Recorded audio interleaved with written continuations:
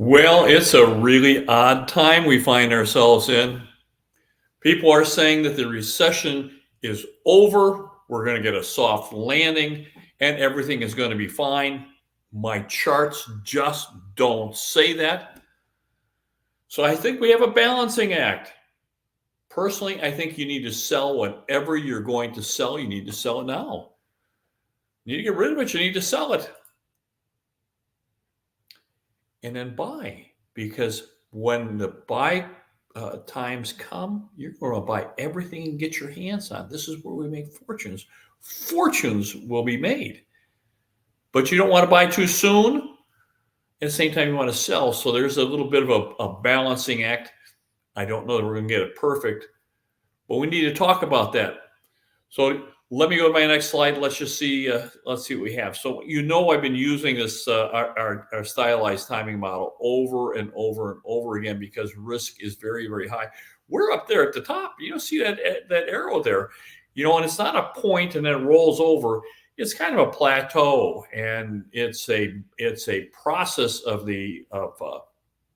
completing, and we're certainly there. We're at the top of the completion cycle, so we're looking for that, and then we roll over and start slowly, and then it gathers speed. Now, personally, I think we went into recession probably in November of 2023. And you know how these recessions are. It takes them 2 years to figure out when it was.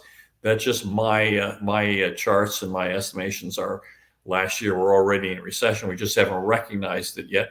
We still have a couple of the big signposts. That's the stock market and employment. I think the GDP is being gamed. I think we have the government spending all kinds of money. And the GDP came in low again today. And, we're deficit spending almost 6%, and the GDP was at 3.5%. So if they quit spending at a deficit of 6%, when the government purchases, that goes into the GDP. And when you go into the GDP, when they resell all that stuff, that goes back into the GDP again. So it gets counted twice. And that's how it kind of games the system. So when you have trillions of dollars being sent over to around the world, it gets counted. And of course, if you take that 6% deficit spending from a 3.5, we'd already be negative 2.5%. And I think that's why that's being done. It's just gamemanship. We're seeing that with employment as well. So the numbers are a little hard to understand, but our charts aren't. So let me go to my next slide. We know that we're at risk here. Let me go to my next slide. Let's talk about where we're at. Now, look at this, comes right out of the Federal Reserve electronic data system. It doesn't get any better than that. Now, this is still looking at the fourth quarter 2023, but you can see clearly two peaks. You can see clearly it's about $479,000 was when the median sales price at the peak, and we're down to about 417.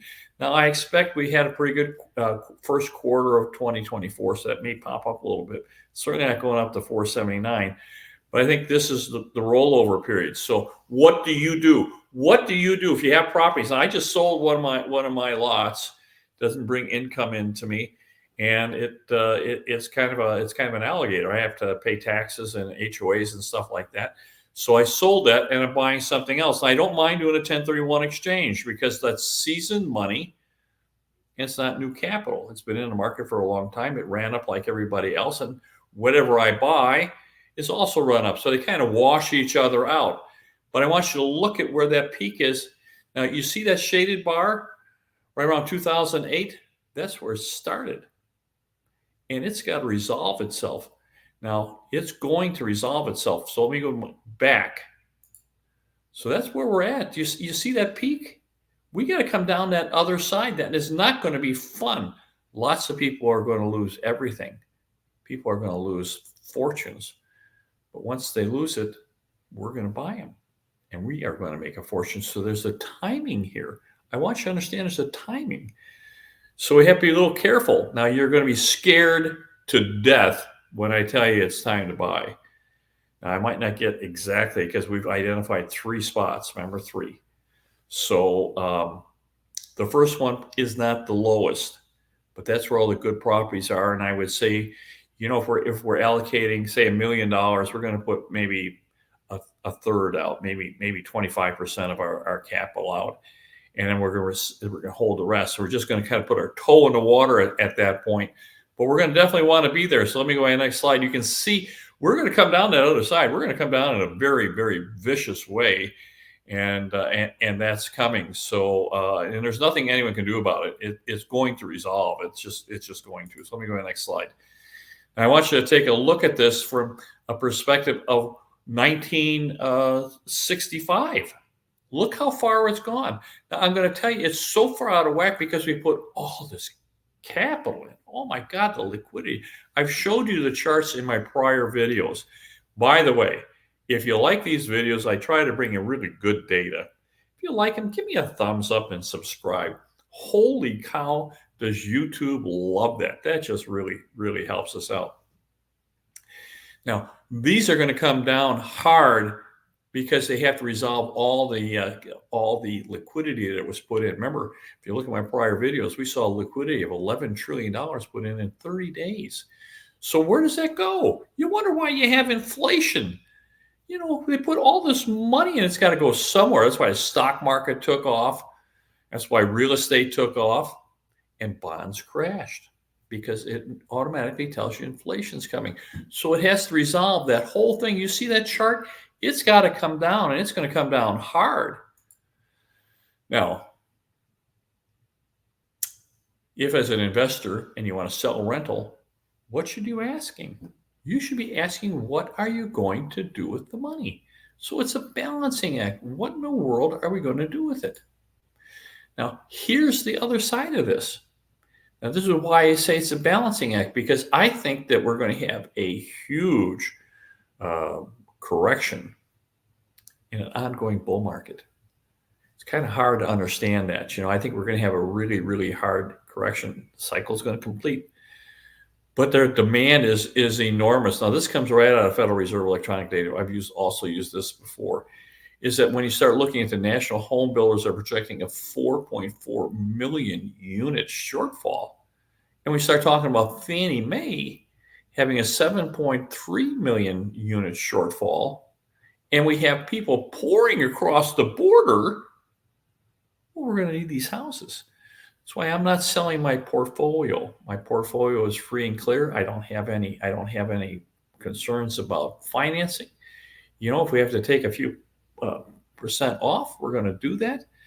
If instead of $2,000 I have to take $1,950, we'll do that. We're just going to be fine with this, because on the other side, we're going to start the cycle. It's going to start from a higher level, and look at the demand. Now, again, look at the bottom one where you can see that the great financial crisis shortfall, it's still causing issues because the builders build to get out of their land banks, and they will continue building until their lenders cut them off. That's why they're so crazy to get these things constructed, because once they're up, the builders, the lenders are committed. But until then, now I've been in this business a long time. I've actually seen the lenders just mid-development come in and tell the builder there's no more draws. You're done.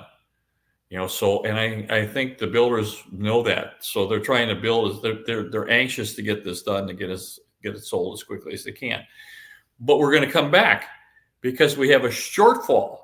But in the meantime, we have an affordability issue. So prices have to come down. And once they do, I'm going to tell you, it's going to take off like crazy. I think inflation will come back too. So that's also on our slides. So here in Phoenix, we're estimating one of the great growth markets in the United States, 250,000 units short and growing. Where are all these people going to go? We've got 10 million people that have come across the borders. We need affordable housing like crazy. And here in Phoenix, we're 250,000 units short and growing. So, and once the builders stop, we easily go to 400,000 or 500,000 units short. Now, I'm going to tell you as an aside, my Canadian colleagues are already looking at $3 a square foot for an apartment unit. And they think they're going to go to $3.50 a square foot. Now, here in Phoenix, we're looking at about $1.18 to about $1.30. And if we start looking at that, we might go to $3. That would be like doubling or almost tripling our rent. Well, I'm going to tell you, uh, that's demand. And when you have a shortage, you get demand. And of course, it compresses and you start getting these huge rentals. That may very well be. That's why I don't want you to sell your portfolio. Sell the ones that aren't any good. If you have any that are problem properties, you know how these properties are. You go, oh my God, I can't stand that property. Sell that one. Raise some capital. Want to talk to us? Maybe see whether we should do a 1031 exchange. We'll try and take a look at the tax ramifications on it. We'll do that. But I would say raise capital because there's a balancing act here. So we need to sell, and there's going to come a time to buy. And when we go to buy, we are going to want to buy absolutely everything we get our hands on. We're going to want to buy absolutely everything. That's how fortunes, and I'm talking about generational fortunes, are coming. Let me go to my next slide, and you can take a look at this. So again, here's the wild card. You know, where are all these people going to live? You know, they're already working. You know, we're already seeing in their developments, and the builders have got all kinds of new construction workers. They're working. They're all going to want a place to live. They're just like you and I. They're going to need a place for our families, and this is going to put enormous pressure and long-term demand. You know, I'm looking at in Phoenix here. That's my home market. Is that we're looking at decades-long growth trend. And of course, it's not just here in my market, it's not just all these people coming across the border. We've got chip manufacturing plants that are crazy. They're building them like crazy. We got like 40 chip plants under construction here. And of course, they all need thousands of workers. Very good job. So the long term is great. The short term is terrible. I cannot emphasize it about that. The short term holding period is awful. But I think it will get better. So even if you hold long enough, I think you'll be fine. But in the meantime, if you sold and then bought, I think you're going to be very, very happy. So let's go to my next slide. Now, here's the other thing, too. If you look at Lakshman Akuthan from Economic Cycle Research Institute, he agrees with this. So if you look at this is looking at Federal Reserve electronic data in the 70s. Now, remember, I'm a baby boomer. I came through the 70s. This is exactly what happened. There were 3 waves of inflation. Now, we're just finishing the first wave, and we've rolled over the top, and we're coming down, and we're down in that trough. That's why everybody's saying, oh, inflation's gone. No, there are 2 more coming. They're worse than this one, and they're coming. Now, you know, Dr. Nenner and I have done videos, and Dr. Nenner thinks we got inflation coming in the teens, which is the other reason it's a balancing act for you, is that we want to buy and want to sell and buy, or hold our capital and buy, because we want to get in before the next wave of inflation, which means that we might be looking at 6 or 7 or 8% 30-year fixed rate mortgages and saying, wow, what a great deal that was. Because if you get inflation like this, you're looking at 9, 10, 11, 12% mortgage rates. So a big balancing act. I'm going to tell you, we're going to want to do this. It's going to take we're going to have to put our heads together. Going to take some consultations. You and I are going to have to really think about what we want to do and where we want to go with this stuff. So let's go to my next slide. We can do this. We'll make an absolute fortune, and we certainly have the expertise, but I want everybody on the same page. So I want to talk to your spouse and talk to your financial advisors and your brokers. We'll do what we can here. Let's go to my next slide. Now, this is coming out of Economic Cycle Research Institute. And of course, I put the buys in. These are where you want to buy. We've got 3 buys identified. You're not going to, I'm telling you right now, you're going to be scared to death because the market is just going to look like it. It's just going to look awful. It's just going to look terrible. The economy is going to look terrible. People are going to be losing their jobs. People are going to be losing their houses. And you're going to say, I don't want to do that. I understand that's the best time to buy. That's when there's blood in the street. So that's coming. We've identified them. We just need to get the signals. So talk to us if you're interested in this. We're putting together some money.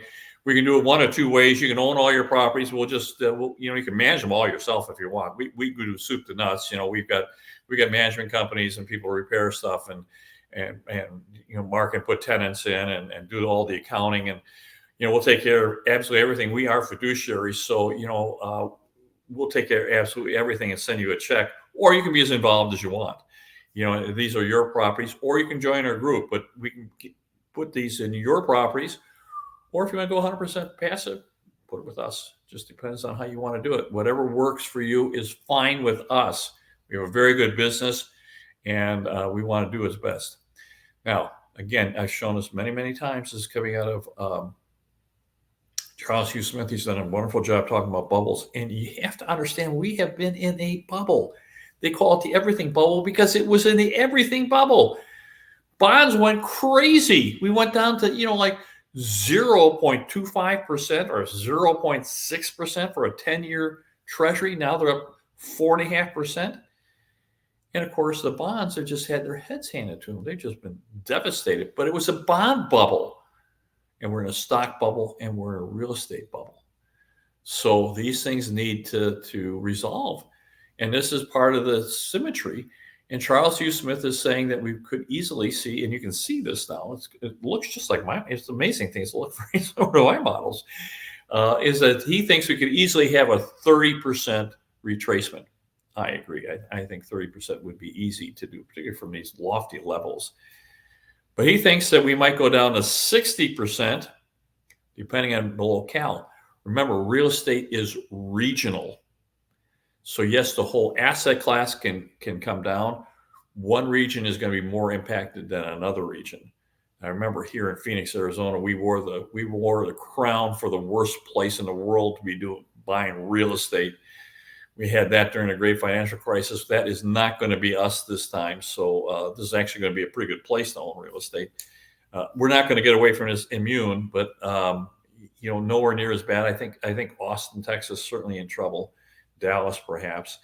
You start looking at Florida. There's all kinds of markets in Florida that are really having trouble. So that's not what we're talking about. But they could easily see a 60% peak to trough. And man, I'm going to tell you, you lose 60% on one of your investments, you're not going to buy anything else anymore. So please talk with us. I'm just preparing you for this because that's probably what's going to happen. But we want to buy them. That's when we want to buy these properties. And that is the opportunity that's coming to you. You're going to only have it 3 times in your life. You're going to be able to buy this. I'm an old guy. I'm telling you, I can look back and say, wow, I should have just loaded up the truck. So let me go to my next slide. Now, I'm going to tell you this. This is coming from John Wake here in Phoenix. Just has done an absolutely outstanding job of memorializing what happened. I'm going to tell you that in March of 2006, market here in Phoenix was on fire. There's 4.5 million people living here. There's 2,960 homes available in March of 2006. And just 12 months later, literally 12 months later, there was 33,000 homes for sale. And it turned that quick. So I'm going to tell you, if you look at what this is coming out of our timing model, it's telling you where we are. It's mimicking exactly the models that we had in the great financial crisis where it peaked. And so if you look to the right, you can see the peak came in at 475 here in Phoenix, May of 2022. Now, liquidity peaked March of 2022. So keep that in mind. That's very interesting. It's another cycle. Now, the second peak came in almost a year and a month later at 443. And we have not gotten back up to it. So March last month was 435. So yes, it's bouncing around near that second peak, but I think that both peaks are in. And the next one is a rollover at it. So, and this, of course, this is just a local one that we have, but it's going to be indicative all across the nation. Some are going to be much worse than us. I go on next slide. Now, this is me. You can reach me with West USA does our back office work. That's all our compliance. They're a $5 or $6 billion firm. I think they're like the 20th largest in the United States. They're very, very well heeled. They're very well run. They take care of all our back office and our brokerage firms. And you're welcome to call us. I'm more than happy to set an appointment with you and your spouse and your advisors. Let's try and figure out what's good for you, what's going to happen, and how we can take advantage of it, and how we can keep ourselves from getting in trouble. So my very, very best to you guys. Bye-bye.